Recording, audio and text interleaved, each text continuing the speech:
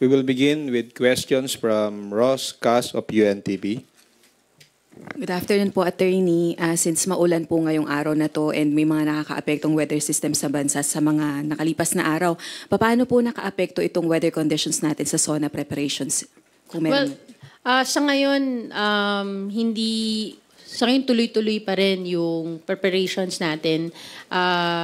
Hindi naman siya naaantala. Of course, we will keep on monitoring yung developments ng ating panahon sa mga susunod na araw. Pero as of today, tuloy-tuloy at wala namang disruption sa mga preparations. Ano pong worst case scenario in relation with weather conditions ang pinaghahandaan ng interagency task force para sa Fort SONA? Well, I'll have to check later kung magkakaroon ng iba pang mga developments sa ating weather. But sa ngayon, we are preparing na tuloy-tuloy at matutuloy ang SONA as prepared. Alright, pero meron po bang any contingencies if ever na bagyuhin o kaya po mas lumala po yung epekto ng habagat sa July 28 po na mismong SONA ng Pangulo? I would suppose there will be some contingency on how the SONA will be delivered in the event na mas lumala ang ating panahon. Pero kung ano yung mga detalye nun, wala pa ako. Does it mean po, Attorney, na walang possibility na mapostpone ng anumang physical gathering for the SONA of the President? Sa ngayon, wala pa naman pong ganung uusap pa doon sa postponement of the physical gathering for the SONA. Earlier po, na-mention po ni Secretary General na kompleto na po yung guest list for SONA.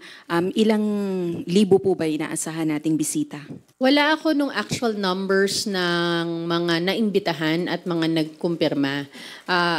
Pero in last year, I think that was one of the most attended SONA that we've had in recent history. If I remember, around more than 1,500 last year yung nag-confirm na mag-attend. And we are expecting that the numbers will be similar to that. I cannot give you exact figures as of yet. Last on my part na lang po, meron po bang necessity na mag-upgrade ng security measures ang batasang pambansaang Kamara para po sa SONA or same lang ng security measures na ipinatupad last year? Yeah, definitely. I think napag-usapan din naman yan kanina. Yung security measures for the SONA has already been finalized. It would be more or less the same as last year. Of course, there will always be adjustments on various situations or concerns, but just the same, the security group are all prepared for next week's SONA. Thank you po. Thank you, Ross. We now recognize Melalis Moras from PTV4. Hi, good morning po, Attorney Princess. Follow-up lang po dun sa mga SONA questions ni Ate Rose. So, meron po bang any security threats na binabantayan? Sa ngayon, wala naman akong alam specifically na binabantayan. Of course, the Philippine National Police and I would suppose the Presidential Security Group are always prepared for any security threat, no? But any specific, well, I have no information. Opo.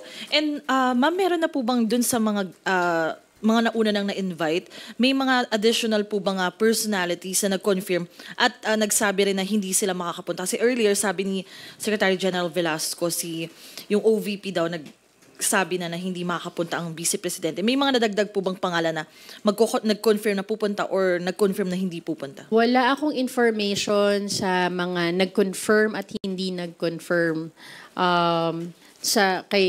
sa side ng House. No? I've seen the reports of those who made their statements that they will not attend. But any confirmation on that, wala akong data. Opo. Ma'am, nung weekend, naglabas lang po kayo ng statement about, yun nga, House confirms compliance with Supreme Court, reiterates constitutional adherence in impeachment process. May I ask kung nabigay na po today yung physical copy nung tugon ng House sa Supreme Court? And can you just elaborate for soundbite purposes lang po yung naging statement nyo po about this? Yes, last Friday, the House of Representatives, through its counsel, the Solicitor General, already filed its compliance with the Supreme Court on the constitutionality of the initiation of the impeachment proceedings. That was done via it was electronically filed. Yung physical filing, I think, they attempted this morning, but because of the weather situation, mukhang nahirapan ata sila.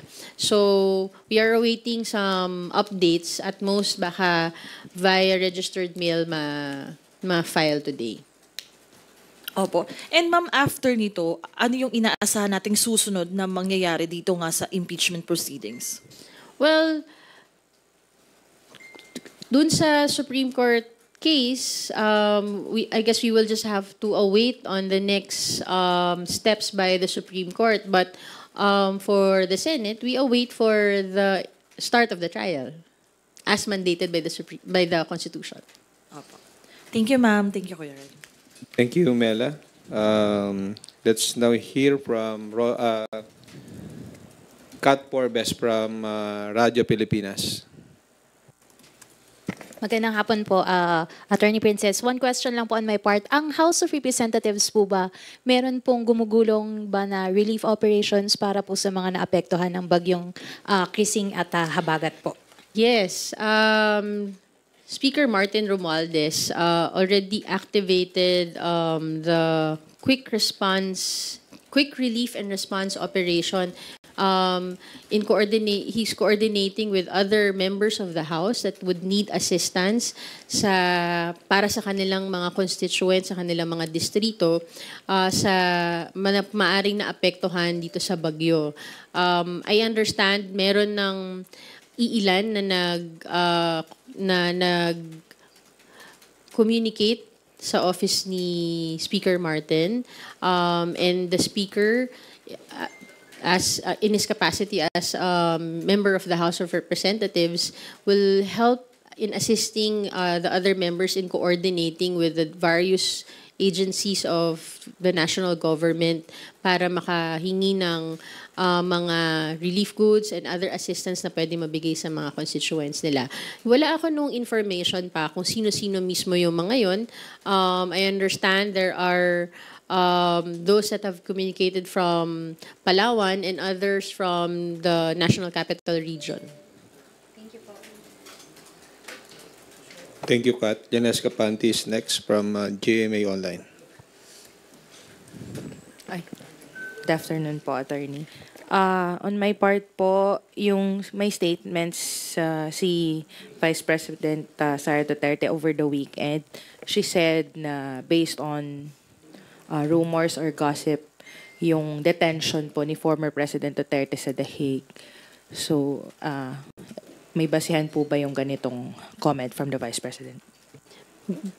Ang comment niya based on rumors and ang ginamit niya actually word ay nakakulong siya dahil sa Marites. Nakakulong dahil. Well, yung statement ni VP ay base sa Marites. Ang kaso doon sa ICC ay ayon sa ebidensya. Siguro doon tayo tututok. Kung ano yung pinagbabasihan ng mga reklamo, hindi ito galing sa anumang chismis. Ito ay galing sa mga ebidensya at mga testimonies ng mga witnesses. Follow up lang po. She also said that ICC should let go of this case. Bitawan nyo na. That's what she said. Kasi dapat mga Pilipino lang daw po ang nagde-decide tungkol sa kaso ni former President Duterte. Having said that, reasonable ba yung ganung appeal ni Vice President Duterte, considering that there is no pending case filed against the former president here in the Philippines? Well,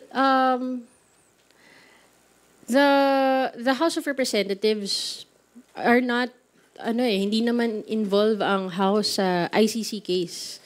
In fact, time and time again, sinabi na rin naman ng mga members of the House na hindi sila nakialam at nakikialam doon sa kaso sa ICC. So, hindi rin, wala din sa saklaw ng House of Representatives yung hinihingi ni Vice President Sara. Pero bilang abogado, tingin ko alam naman din niya kung paano yung proseso sa mga ganitong klasing mga judicial bodies. Ano na yung dapat nilang gawin. They have their defense lawyer to assert that before the court.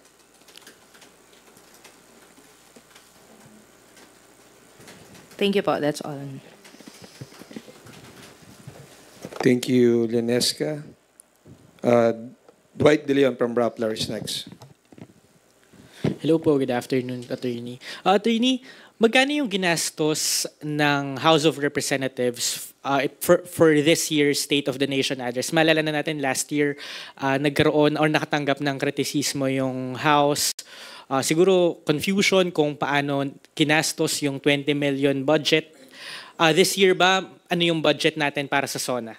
Unfortunately, wala ako nung figures nung budget for the SONA. But as far as I know, yung mga allocated na budget for the SONA katulad ng mga nabanggit last year, it's not just to be spent on that day. Budget for the whole preparation for the SONA. And also, may iba't ibang ahensya din na naghahanda para sa SONA. So, kung yung specific figures, wala akong mabibigay sa ngayon. Okay po. Attorney, how prepared is the House in the event that Vice President Duterte shows up next week umattend ng SONA? Kasi di ba sinabi na niya na hindi siya dadalo sa SONA sa ikalawang pagkakataon? Ready naman po ang House of Representatives to welcome all officials of the government to attend the SONA. Especially bilang isang Vice President, dapat din kasama rin naman sa kanyang tungkulin na makinig sa magiging report ng ating Presidente. The House of Representatives is ready to welcome for her to attend and listen to the report of the President. On another matter, last week, ang COMELEC approved the substitution sa Tingog, allowing Congresswoman Yeda to be back in the House of Representatives.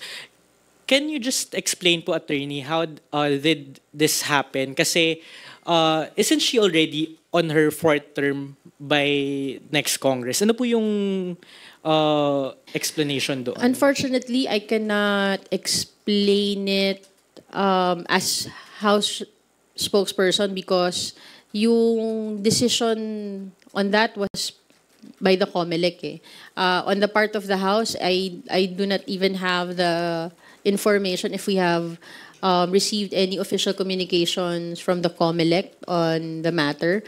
Personally, I have read through various news outlets of the update, but on the specifics and legality, hindi ko pa siya ma-discuss as of today.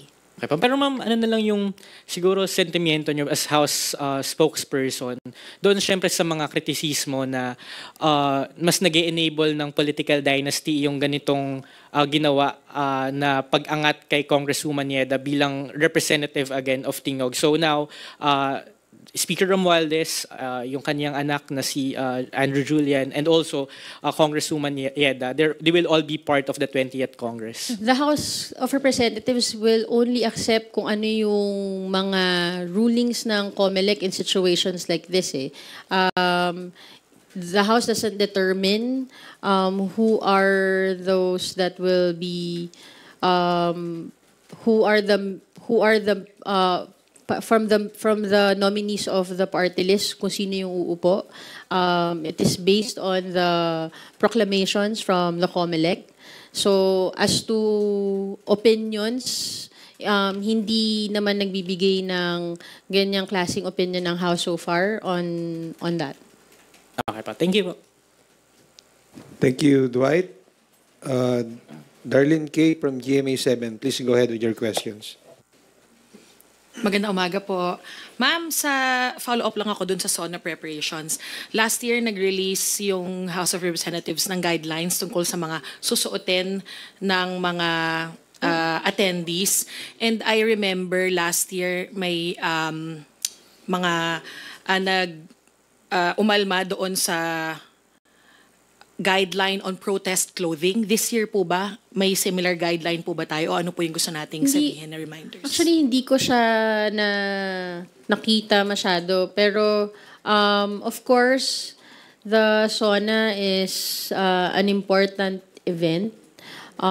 Importante yung report ng Pangulo sa mamamayan. And while we welcome everyone that will be attending, we expect everyone to be in the proper attire and decorum. Follow-up lang, ma'am. Last year kasi natatandaan ko merong specific guideline on yung mga words na Yes. or statement na ma-print or malalagay sa damit or anumang part of clothing. May ganun din po ba this year na pagbabawal? Hindi ko specifically pa siya na tignan. Again, it would fall on decorum din, no? Na siguro sa pagrerespeto ng proseso ng SONA ay maging respectful din tayo sa ating decorum din dito pagpasok ng House. Are you done with your questions, Darlene? Thank you, Darlene. Rosalie Casigan from UNTV. Mag-follow up lang po on impeachment. May we know for the record, ano po yung naging tugon ng House dun po sa hininging information and documentation po ng Supreme Court on the impeachment case? Nilinaw ng House of Representatives sa Supreme Court na lahat ng naging actions ng House of Representatives ay ayon sa internal rules and regulations nito at ng konstitusyon. Yung tatlong impeachment complaints na na-receive ng December were acted upon within the 10 session day requirement of the Constitution. And the fourth impeachment complaint was acted upon also within the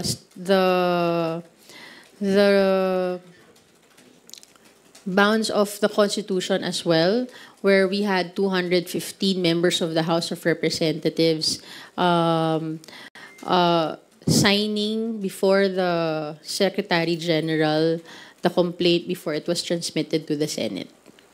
And dun sa ibang matters that were asked by the Supreme Court, these were actions done within the internal rules and regulations of the House of Representatives, which fall under its legislative powers as a co-equal body. Ano po yung particular na response nyo po dun sa hinihingi ng Korte Suprema in relation with kung nabigyan ba ng opportunity si VP Duterte na sagutin yung po mga ebidensya na inihain laban sa kanya? Kung nasuri po ba ng mga House members yun pong mga articles of impeachment bago po pirmahan at i-transmit sa Senate? At kung ano po yung batayan ng kapangyarihan ni Secretary General para po wag i-transmit agad yung impeachment complaints sa Office of the Speaker?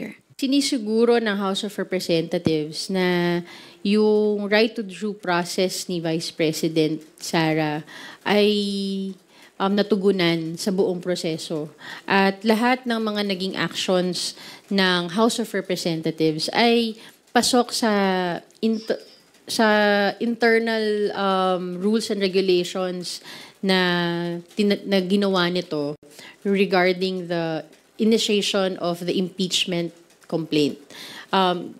It is imperative also to recall that the initiation of an impeachment complaint lies solely with the House of Representatives. Yun po yung paliwanag niyo po dun sa binigyang diin ng House na meron pong exclusive authority on internal deliberations? Yes. Opo. Na lahat naman po yan ay ayon dun sa kapangyarihan ng House sa paggawa nila ng kanilang internal rules and regulations at pasok din ito sa kapangyarihan ng House of Representatives na binibigay ng saligang batas. Ma'am, sorry, pa-follow up lang din po. Kasunod din po doon kay Ate Rose. Yung tungkol sa 10 session days, para mas maliwanagan lang po, paano po ba Oo, yung system? according sa Constitution, nire-require na ang impeachment complaint must be included in the order of business within 10 session days, which was followed according to the schedule of the House of Representatives. Can you elaborate lang po paano po ba, how it works yung one session day, second session day na natapos? May schedule naman ng session sa House eh. So, yung dates of when it fell, pasok siya dun sa mga session days. Wala lang sa akin yung detalye nung per complaint kung ilan siya per na session day. Wait lang, nasan ba?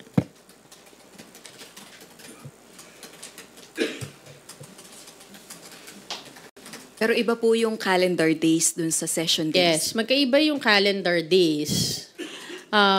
Iba yung session days. Pag suspended ang session, hindi siya kasama sa session day. Kaya nga, I'm looking for yung listahan nung per complaint kung ilang session days siyang pumasok. But definitely, I think the first complaint was within 9 session days siya nung naipasok sa order of business. So tama ma'am, no? Kapag suspended lang, hindi pa siya counted a one session day, dapat adjourned, tama? Yes. Thank you, Rose. And sino pang next? Si Lenesca again. Go ahead. Sorry. Clarification lang po dun sa session days. So yung first 3 po, na complaints, lahat na aktuhan within 10 session days. Would that be correct? Yes. All of them were acted on within 10 session days. Meaning po na calendar, tama po. Na UB. Nalagay po sa OB, tama po. They were transmitted to the Speaker of the House and included in the order of business within 10 session days. Okay po. Sa yung second po, ma'am, you mentioned na yung the circumstances surrounding the filing of the impeachment, lahat according to internal rules and regulations. Tama po ba na in accordance din sa internal rules and regulations of the House na decision po ni SecGen kung is decision po kung i-refer sa Justice Committee or hindi i-refer sa Justice Committee? That was not said in the pleading filed. All that was said that all matters that were conducted in the initiation of the impeachment proceedings were done in compliance with the internal proceedings of the workings of the House. Kung parang kung yung naaktuhan po yung tatlo. So kasi ang contention po ng House, 'di ba, if I remember it right, hindi na initiate yung tatlo kasi hindi naman siya na refer sa House Committee on Justice. So nandun po ba yun sa complaint? Hindi. Yung tatlo kasi ano na siya naging moot na siya because of the fourth complaint eh. So they were archived. Yun yung kwento nun, diba? 1, 2, 3, and then may fourth. When they were transmitted and included in the order of business, they were later on archived because it became moot due to the fourth complaint. Thank you, Marian and Lenesca. Gab Lalo from Philippine Daily Inquirer. Go ahead. Sorry, clarify ko lang kasi sabi niyo po na-calendar po yung 3 complaints. Nasa OB po siya. Order of business. Within 10 session days. Kasi ma'am, naalala ko lang, kaya ako lang may tatanong. Kasi nung February 3, na-interview po namin si SecGen at ang sabi niya, ito po yung quota, it's still with me but we have to act on it this week. We will act on this week, itong week ito ang deadline. Ibig sabihin, nasa kanya pa po yung 3. Ang hinihintay niya po kasi nun, yung pang-4 po na complaint. Ibig sabihin po ba, between February 3 to February 5, naibigay siya kay speaker and then si speaker pinakalendar po agad? Let me review my notes on the schedule kasi wala pa ako niyan during that time, no. Ang naalala ko na they were acted upon within the 10 session day requirement by the Constitution, which all were on February 5. So ibig sabihin po, February 3 kasi nakausap namin si SecGen, nasa kanya pa raw po yung 3. And then February 4 po na ipasa kay speaker. Kasi I can only speak based on records. Apo. Yun lang yung pwede kong i-discuss eh. Technically, kung yung mga naging statements po ni SecGen, I understand meron mga naging previous interviews, but I can only speak based on records. In the record show, ma'am, that they were on... all impeachment complaints were compliant with the Constitution and the internal rules and regulations. Okay, ma'am. Thank you, Gab.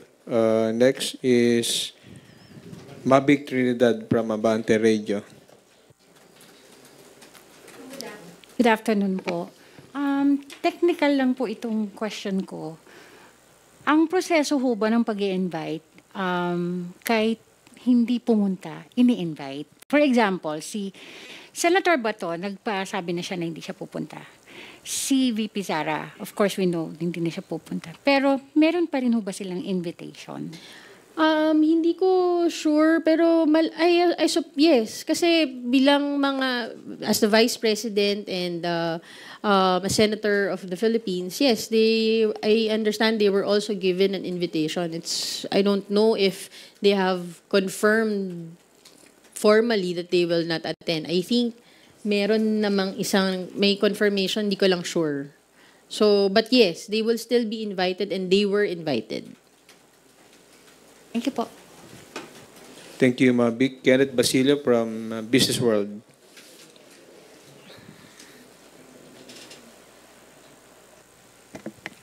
Good afternoon po, ma'am. Ma'am, sa LEDAC naman po tayo, no?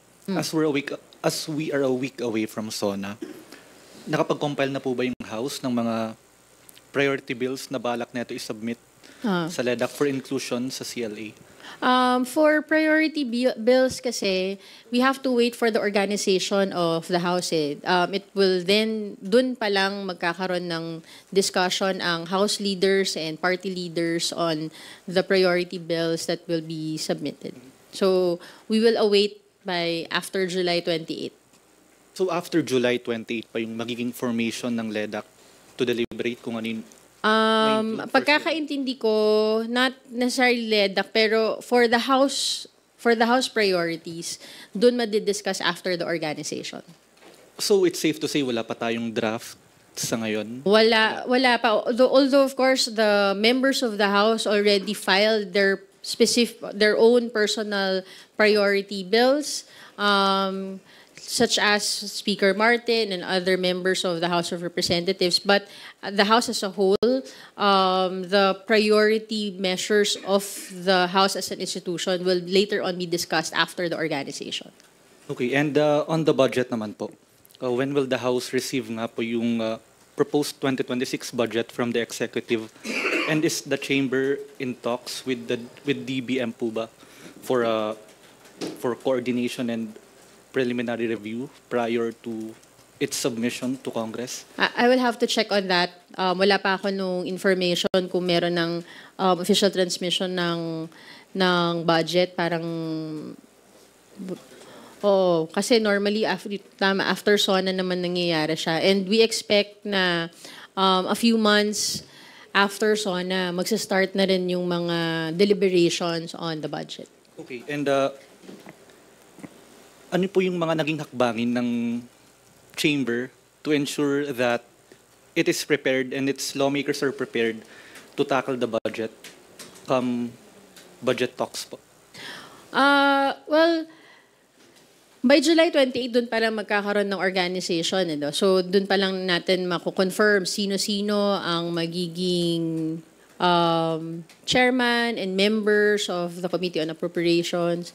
But all members of the House are always welcome to participate in the budget deliberation. Time and time again, yan naman ang nangyayari. And under the leadership of Speaker Martin Romualdez, mas nakita natin na mas binuksan ang budget deliberation, not just to all members of the House, but also to the public.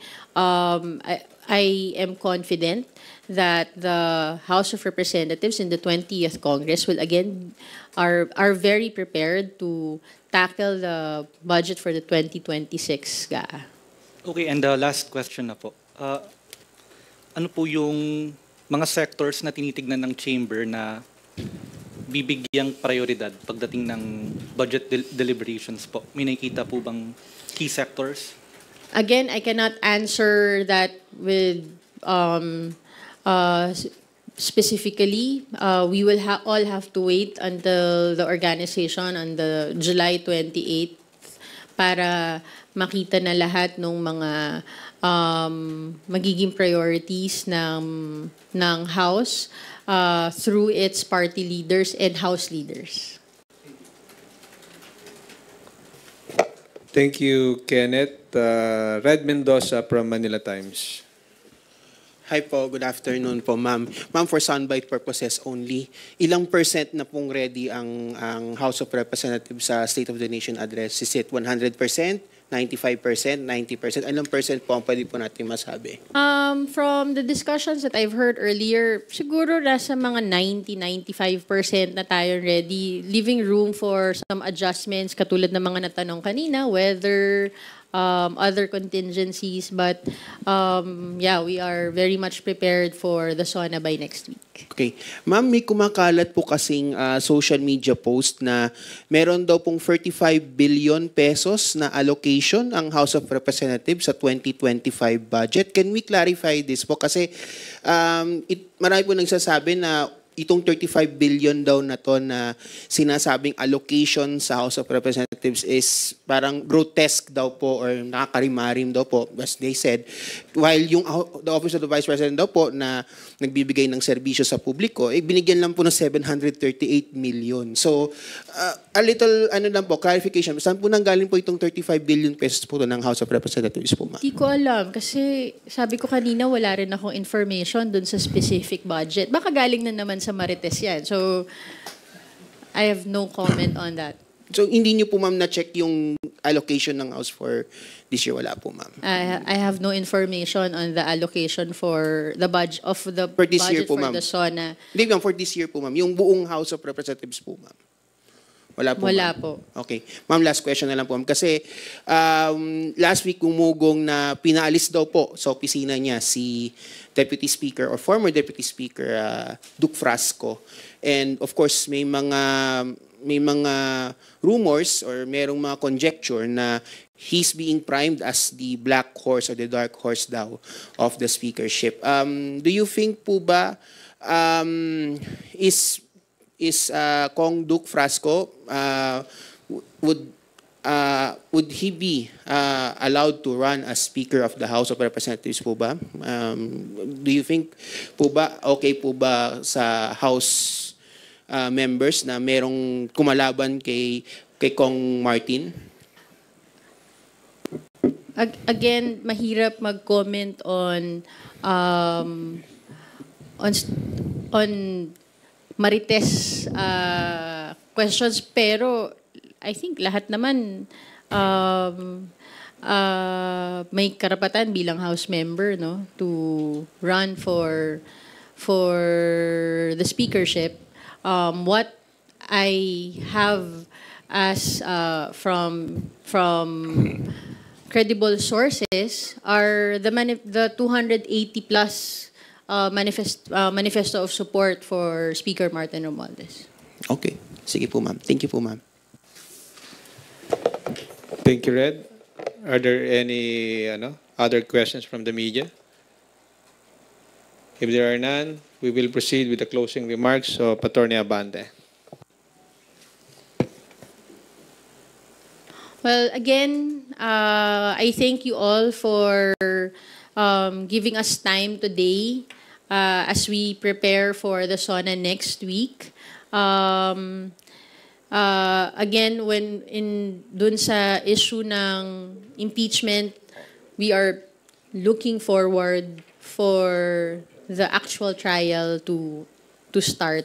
The House has already complied with its duties with regard to the impeachment proceedings. We have already transmitted it to the Senate according to the rules and regulations of the House and the Constitution. All impeachment complaints, as we have answered before the Supreme Court, were transmitted and included in the order of business within 10 session days. Again,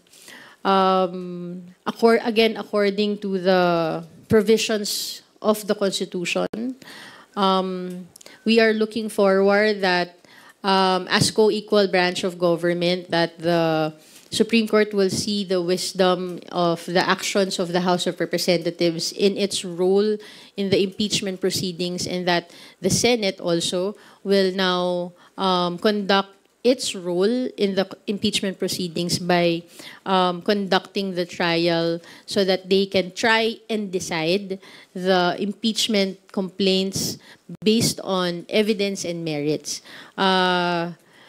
We are looking forward to seeing all of you by Monday again, so that we all together will hear the report of the President for our country. We are inviting the members of the public. Lahat po, whether kayo ay makakanood sa inyong mga bahay o saan man po sa ating bansa, even abroad, na you can watch it it will be live in all our media partners and other media outlets, both in different social media platforms. Mas mainam po na marinig nyo diretso sa mga credible sources at wag lang po umasa sa mga marites, wag umasa sa mga chismis, at wag umasa sa mga fake news. Again, maraming salamat. Isang maulan at mapagpalang hapon po sa inyong lahat. Please stay safe and dry, everyone. Maraming salamat po, House of Representatives spokesperson, Attorney Princess Abante, for joining us this afternoon. Sa inyo pong lahat, ingat po at masyadong maulan. Magandang tanghali po.